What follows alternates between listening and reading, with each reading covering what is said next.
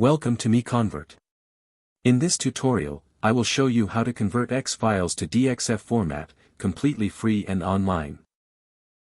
Open your browser and search for X to DXF MiConvert.com.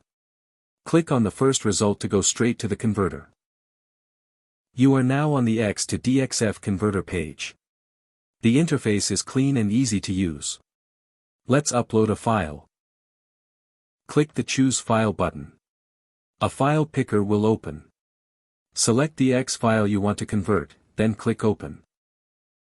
Your file is loaded and ready. You can see the file name, size, and destination format.